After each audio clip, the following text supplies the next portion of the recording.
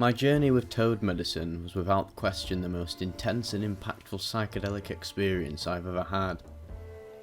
Let's start with a bit of context. I was aware of the toad for years, but I never pursued it. Like ayahuasca, I was fascinated, as it seemed both exotic and intense, and I enjoyed reading about other people's experiences with it. I suppose I placed it in the "if it was meant to happen, it'll happen" category. In the meantime, DMT was readily available and provided me with ample opportunities for travel and exploration of self. A small group of close friends were organising a trip to Mexico, and I was informed that a toad medicine ceremony would be happening while we were there. Some of these friends had experienced this previously, in this same location, a beachfront property near Tulum, with the same shaman. For that reason, I felt like this was a good opportunity for me. I would be with close trusted friends in a safe place, and I could lean on their expertise to prepare for the experience.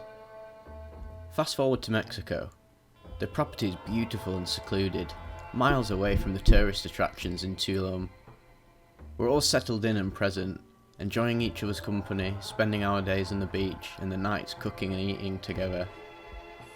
I knew that the shaman would be coming in a few days. I knew that some of us would be partaking. A few were on the fence, and some would sit this one out. I generally wasn't thinking about it too much. I was a little nervous, but didn't want to put the experience on a pedestal. There was no sense in worrying about it, right? The shaman arrived for dinner. He was friends with some of our friends, and it put me at ease to see them embrace, as they clearly had some history. I introduced myself and we chatted for a bit. I can't deny that I was a little intimidated by his presence. How often do you have dinner with a shaman? He'd be returning the following evening for the ceremony. He gave me a few general pointers. Eat a clean diet the next day, stick to fruits and veggies, don't drink alcohol, and tried to set an intention for the experience. I did not talk through my concerns with him, as I wasn't even sure what they were. I had a general healthy fear of this significant and potentially life-changing experience ahead of me. The following day, we went out on a long boat ride. Everyone else was drinking and celebrating, but I stayed sober and felt a bit somber. I struggled to be fully present on this expedition, as I was feeling nervous about the toad experience on the horizon. I believe my anxiety was mainly related to control, or a lack thereof. Historically, with any psychedelic situation, I'm on my own timeline and I'm in control of the source, the dosage, the setting, the timing, etc. This time, I was not in control. We got back to the property to meet up with the shaman, and it turns out he isn't there yet. He was on his own timeline, and therefore he was in control of mine. All I could do was wait. I went for a long walk on the beach alone and watched the moon rise. It was a beautiful evening, with brilliant stars and warm breezes gently shaking the palm trees. I was anxious and killing time, not fully appreciative of my surroundings. I closed in on a general intention of being fully present for this experience, with a hope that this could help me be more present in my daily life rather than speeding up the present moment in anticipation of the future. The shaman arrived about 2 hours late. He had us all sit in a circle on the sand under the beautiful night sky. The constant sound of the waves crashing behind us was both soothing and eerie. A few friends were also present, sitting outside of the circle. They weren't there to partake in the medicine, but rather to hold space. He spoke for a bit about the origins of the medicine, how we got involved with it, how it turned into his life's work, and how to open ourselves to the experience. He told us that he had extracted the medicine from Colorado river toads in the Sonoran Desert, and how this medicine differs from traditional DMT or ayahuasca, which are both plant-based. I did my best to follow along, but between his somewhat broken English and the sounds of the wind and waves, I heard about 50% of what he said. The shaman spoke for about an hour and a half, and after some time I found myself wishing we could get this over with. Much like sitting in the waiting room as a child with my mother, knowing that I'd be getting a shot from the doctor. My anxiety had me wanting to just get this over with as quickly as possible. Some of those sitting outside of the circle holding space had tried the toad previously, whilst others had not. I found myself wondering why they had such patience to sit here for so long and listen to the shaman speak. He showed us the pipe we'd be using. I recognised this as a crack pipe and felt another tinge of anxiety / vague guilt. He explained that he'd come sit with us, one at a time, to prepare the medicine and help us smoke it. He started making his way round the circle. He spent anywhere from 5 to 10 minutes with each person. He'd use his headlamp to take some medicine, shards of crystallised toad venom, out of a small tin, load it into the pipe, heat it up with a torch, and help with the smoking process. Deep inhale, deeper than you think you can breathe. Then shrug your shoulders as you breathe in even deeper. Hold, exhale, and then immediately take another deep hit. Repeat around 3 to 4 times. As he finished up with someone, they'd gently lie back onto their yoga mat and he'd move along to the next person. I tried not to stare too long at any of these interactions, as I wanted to respect people's experiences and give them privacy, but I couldn't look away completely. I observed that folks would lie down rapidly, and some moaned or laughed a bit. He finally came to me. He had a gentle, caring disposition and spoke softly. He asked how I was feeling, and whether I had ever smoked anything, to get a sense of how much help I'd need breathing the harsh smoke deeply and holding it in. Well, this was it. There was no turning around now. He pinched a few small shards out of the tin and placed them in the pipe. As he heated it with the torch, it filled with white milky smoke. I had butterflies in my stomach. As he brought the torch to my mouth, I took a very deep hit. The smoke was warm and mildly unpleasant, although not intolerable. It smelt a bit like burnt tortilla. I exhaled, and he immediately held the pipe up again, encouraging me to breathe in as deeply as possible, and then breathe even more until I couldn't possibly take it. Between the first and second hit, my visual field began to distort, and I noticed a physical buzz, like gentle electricity. After the third hit, I began to slowly lie back. I think this was partially my surrendering to the effects, and partially to back away from the pipe a bit. I think someone was behind me, helping me to recline, but I'm not entirely sure. I could feel an intense energy taking hold, and there was nothing subtle about the effects. As I laid back and closed my eyes, I still had some grasp on my surroundings. I was still in the physical realm, aware of my body, and was lucid enough that I considered telling the shaman, "I am still here," to ask for more medicine.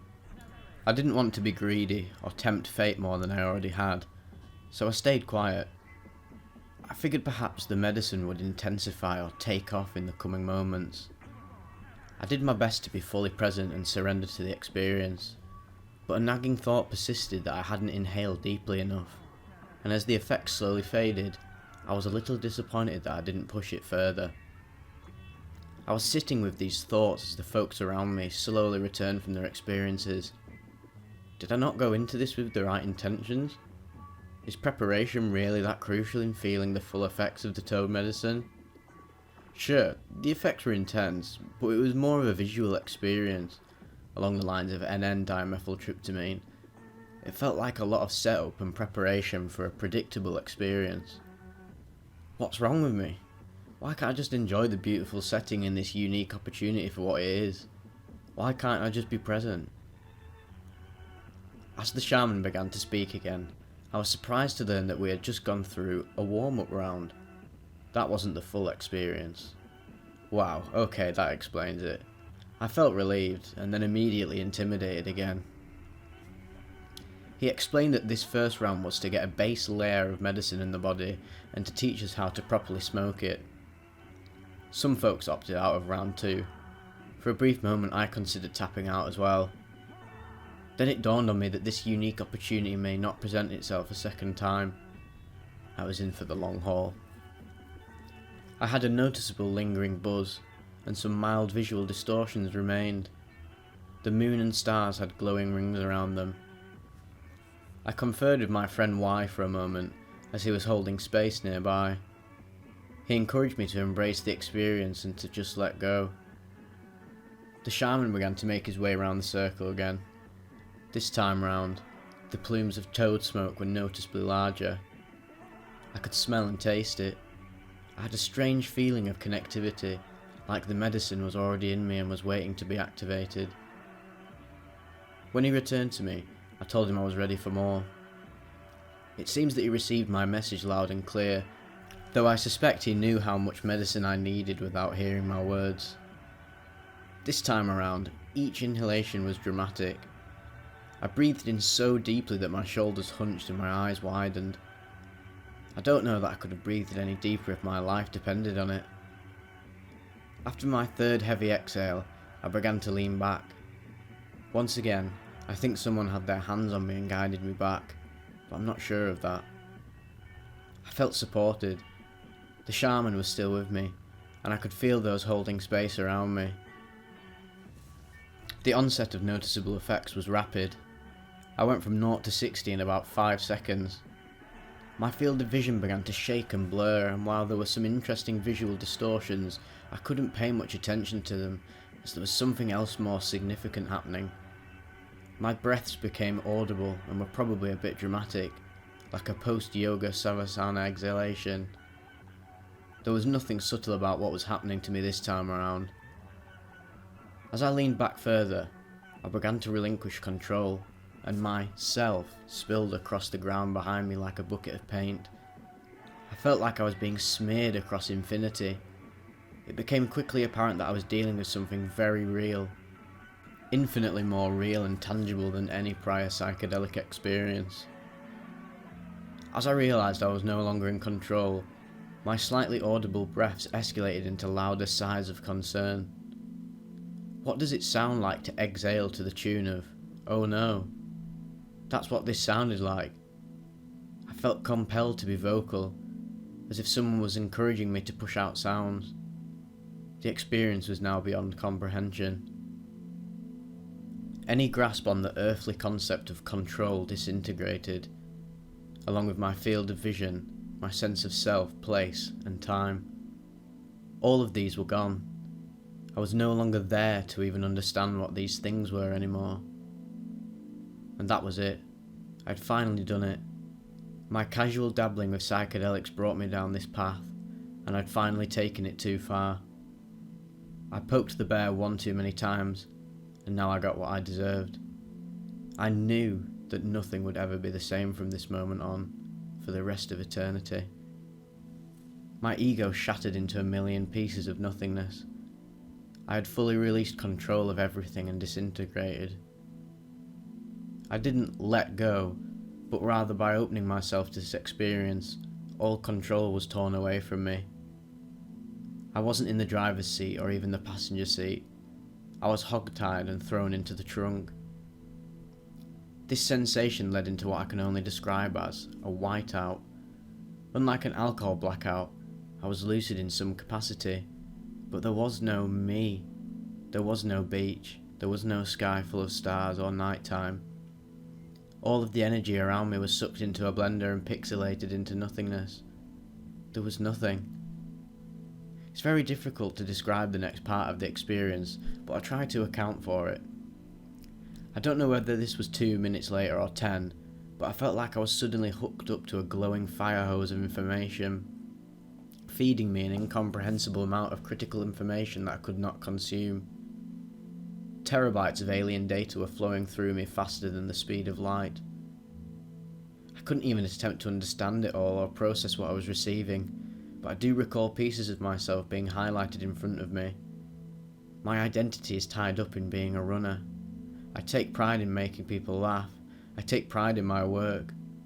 These basic concepts appeared in front of me and were represented as symbols. They were briefly highlighted in some capacity as they quickly flew by. It was like someone going through an old box of significant items, holding each one up to briefly inspect it before tossing it into a dumpster. I was not aware of this while it was happening, but during this cosmic slideshow, my moaning had turned into carnal screaming. My loud, "oh no" moans had turned into an all-out screaming of "fuck." I felt like someone was beckoning carnal feelings out of me, like a conductor leading a symphony of emotion. Some of this memory was formed by observers describing it to me later, but I remember feeling strongly encouraged to expel something, even though I didn't know I was screaming at the time. I vaguely recall bizarre harmonies, like modem tones, behind the noises I was making. I was the one making all the noise, but someone was there with me encouraging it and shaping it as it erupted out of me. The emotion was exploding out of me with such force, like uncontrollable vomiting, truly a full release of everything. Meanwhile, I was receiving giant packages of information about human concepts like love, sexuality, race, money, reproduction, relationships, vanity, etc.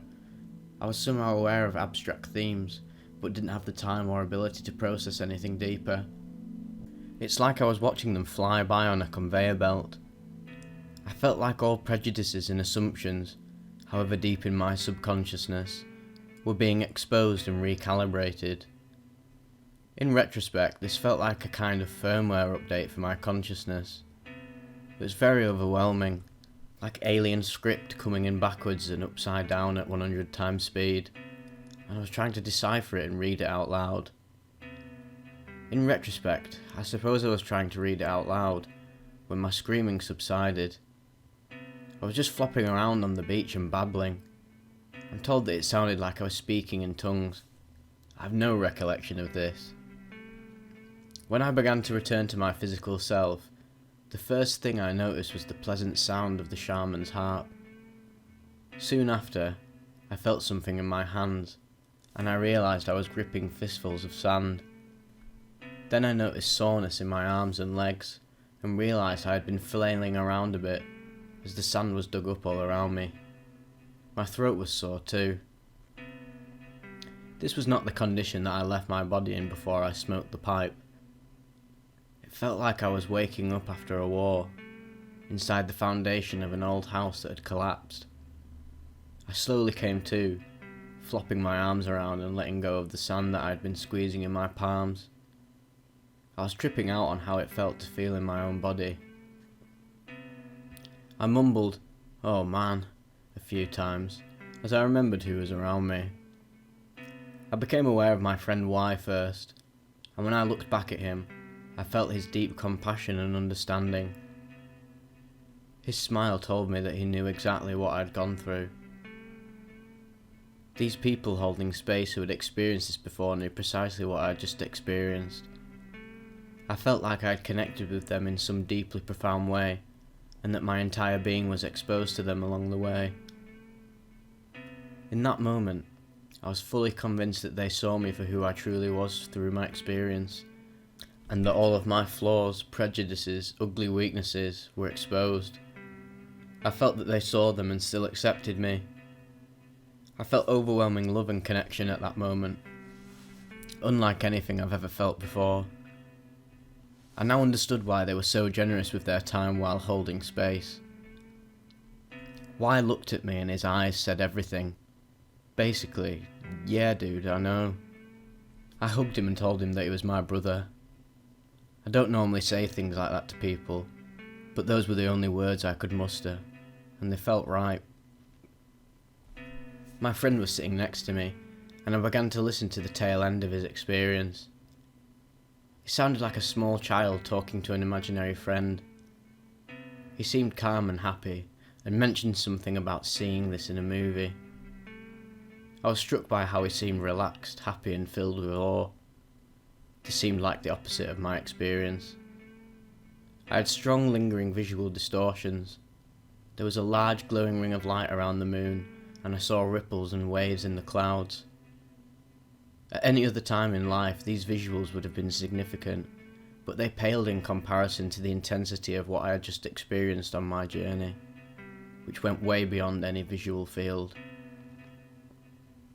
As everyone returned to their bodies, we stood in a circle and held hands.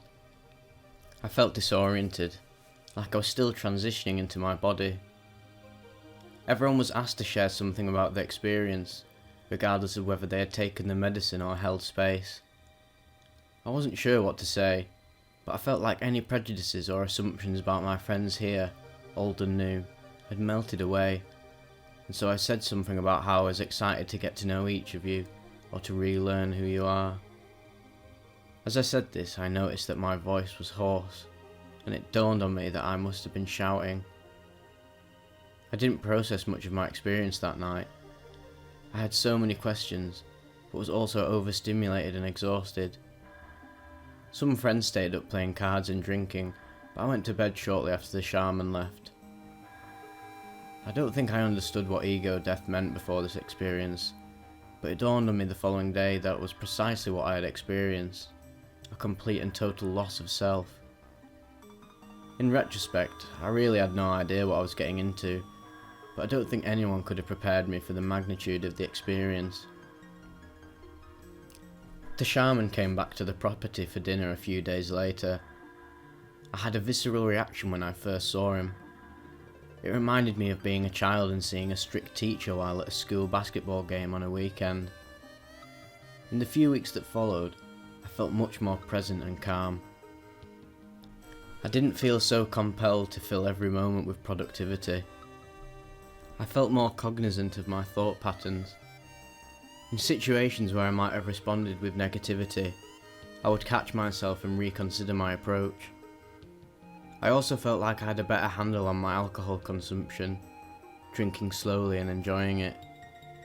I do think I could have focused on reintegration a bit more, as these things faded a bit with time. I wrote this all out as a linear story, but I didn't immediately recall it so clearly. Some of it was recounted to me by others, like the guttural screaming and subsequent speaking in tongues. I was told that it looked like I was trying to dig to the centre of the earth, but I have no recollection of screaming or digging. Some of these things, like the chanting, I vaguely remember only after being told about it. Other parts of the experience have come back to me at random moments in the weeks and months that followed. A few nights ago, my wife was trying to get some raccoons out of our yard with a broom and making a shh noise to scare them away. I immediately recalled a similar noise made by the shaman as I re-entered my body. Her shushing completely stopped me in my tracks. I didn't recall the shaman making such a noise until I heard it from her. I'm reminded of the experience on a regular basis. I still have scars on my ankles from thrashing around in the sand.